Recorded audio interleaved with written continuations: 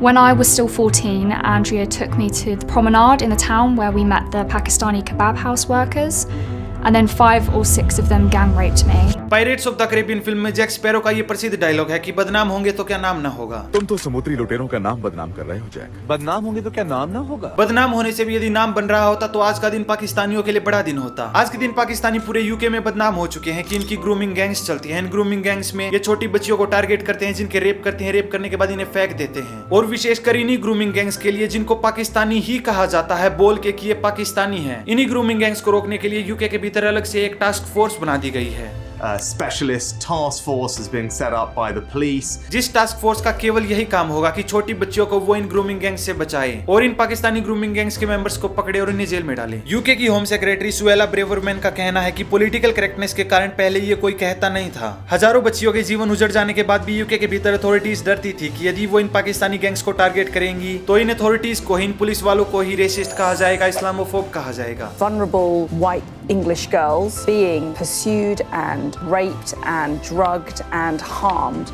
by gangs of British Pakistani men who've worked in child abuse rings or networks.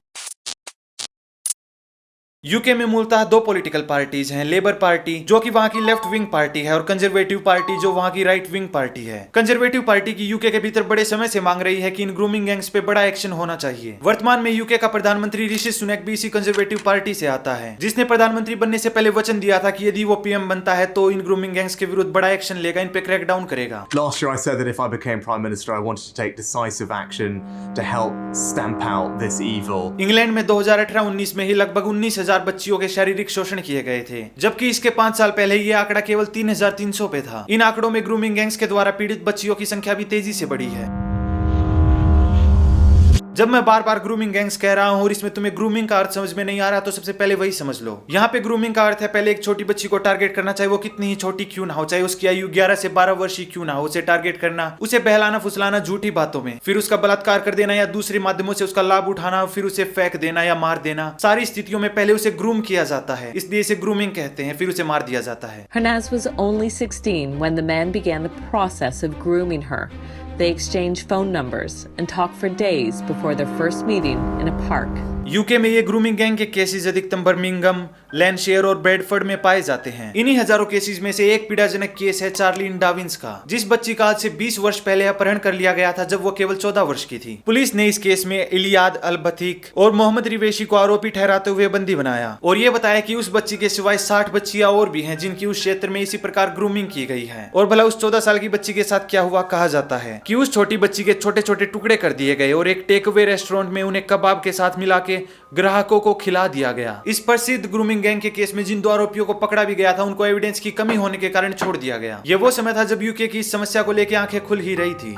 10 years ago, people didn't even know what a grooming gang was. इसके सिवाय अनेकों cases में अनेकों आरोपी पकड़े भी गए और शॉकिंग डिटेल्स सामने आई। इन डिटेल्स के बारे में, इन एरियाज के बारे में, इन ग्रूमिंग गैंग्स के पैटर्न्स के बारे में अनेकों रिपोर्ट्स भी बनाई गई। ऐसी ही एक प्रसिद्ध रिपोर्ट बताती है कि यूके के भीतर एक टेलफोर्ड टाउन है। केवल इसी टाउन के भीतर 1000 से ऊपर बच्चियों को ड्रग्स दी गई, उनके बलात्कार किए गए, उन्हें बेचा गया, मारा गया इन्हीं ग्रूमिंग गैंग्स के द्वारा, जो अधिकतम पाकिस्तानी मुस्लिमों से मिलकर बनी है। These Pakistani heritage men view white English girls as quote easy meat. ये छोटी बच्चियां जिनको टारगेट किया जाता है ये अधिकतम व्हाइट क्रिश्चियन बच्चियां होती हैं। उनके सिवाय इन ग्रूमिंग गैंग्स का एक छोटा सा टारगेट सिख और हिंदू बच्चियों पे भी रहता है। वहीं इन छोटी बच्चियों को टारगेट करने वाली ये पाकिस्तानी ग्रूमिंग गैंग्स के मेंबर मिडिल एज्ड होते हैं जिनकी आयु 30, 40 से 50 वर्ष भी होती है। कई बच्चियों को ये मूर्ख बना के भी फंसाते हैं, कई बच्चियों को ये लालच भी देते हैं, कई बच्चियों के साथ ये प्यार प्रेम की पहले बात भी करते हैं। कुछ अंडर एज बच्चियां अपने घर से भी भाग जाती है, उनको ये एक छत देने का दावा करते हैं। उसके बाद इन लड़कियों को पकड़ के इनका बलात्कार करते हैं। यही रिपोर्ट ये भी बताती है कि उन लड़कियों का स्वयं तो बलात्कार करते हैं बल्कि अपनी फैमिली मेंबर्स में भी उन बच्चियों को बांटते हैं ताकि फैमिली के दूसरे मेंबर्स भी उस बच्ची का बलात्कार कर सकें। उसके बाद इन कई बच्चियों को वापस फेंक भी देते हैं और यदि ये बच्ची पुलिस के पास जाने के बारे में सोचे भी तो इन बच्चियों को डराया धमकाया जाता है और फिर मार दिया जाता है। और ये केवल इसी एक टाउन की आइसोलेटेड कुछ हजार घटनाएं नहीं है, ना ना ना। इसी प्रकार की पाकिस्तानी ग्रूमिंग गैंग्स इन्हें ऑपरेट करती मिलती है रोजडेल में, रोथरहैम में और अनेकों अलग स्थानों में भी। इन्हीं रिपोर्ट्स में ये भी अच्छे से बताया गया है कि पुलिस को भी ये सब कुछ पता होता है कि ये ग्रूमिंग गैंग्स है जो ये सब कुछ कर रही है इन छोटी बच्चियों के साथ भी, पर साथ ही साथ पुलिस वालों को ये भी डर लगता है कि यदि वो इन ग्रूमिंग गैंग्स पे एक्शन लेंगे तो उन पे ठप्पा लग जाएगा कि वो रेसिस्ट हैं,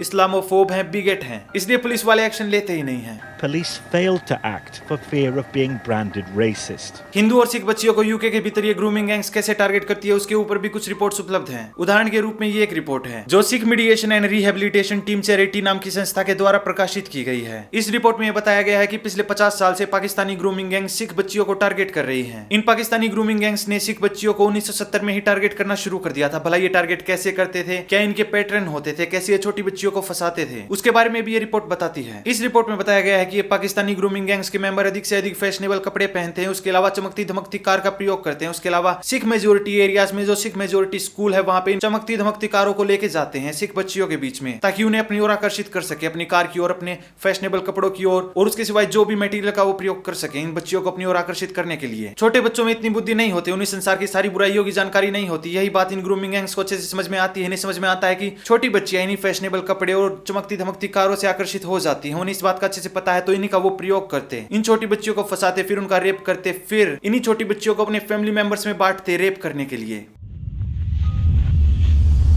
तो भला ये टास्क फोर्स जो भी बनाई गई है ये किस प्रकार काम करेगी, इन ग्रूमिंग गैंग्स को कैसे टारगेट करेगी, चलो इस बारे में बात करते हैं। इस टास्क फोर्स के भीतर विशेष अधिकारियों को जोड़ा जाएगा जो अपने अपने क्षेत्रों में विशेषज्ञ हैं। ये विशेष अधिकारी पुलिस के साथ मिलकर इन ग्रूमिंग गैंग्स के मेंबर्स को पकड़ेंगे, अलग अलग केसेस में छानबीन करेंगे, जांच पूरी होने के बाद अपराधियों को चिन्हित करेंगे और जो अपराधी पाया गया विशेषकर इन ग्रूमिंग गैंग्स में, उनको दूसरे अपराधों की तुलना में विशेष रूप से अधिक बड़ा दंड दिया जाएगा, अधिक बड़ा कारावास दिया जाएगा। इसके सिवाय और अधिक अच्छी प्रोफाइलिंग की जाएगी इन ग्रूमिंग गैंग्स की, जिन प्रोफाइलिंग के भीतर इन ग्रूमिंग गैंग्स के मेंबर्स की सारी जानकारियां होंगी। इन जानकारियों के भीतर ग्रूमिंग गैंग के इन मेंबर्स की एथनिसिटी को भी काउंट किया जाएगा, ताकि अच्छे से पता चले कि ये ग्रूमिंग गैंग्स भला कौन सी एथनिटीज से मिलकर बनी हुई है, कौन है वो अधिकतम लोग, कौन सी एथनिसिटी वाले हैं जो ये अपराध करते हैं और क्यों करते हैं। ये सब कुछ वो इस नई टास्क फोर्स में इसलिए करना चाहते हैं ताकि उनके ऊपर कभी भी रेसिज्म का ठप्पा ना लगे, कभी भी इस्लामोफोबिया बिगेट होने का ठप्पा ना लगे, और साथ ही साथ अपराधी भी अपनी एथनिसिटी के पीछे, अपने रिलीजन के पीछे ना छिप पाए। इससे आगे चाइल्ड सेक्स अब्यूज में एक इंडिपेंडेंट इंक्वायरी ने सुझाव दिया था कि मैंडेटरी रिपोर्टिंग को लागू किया जाए।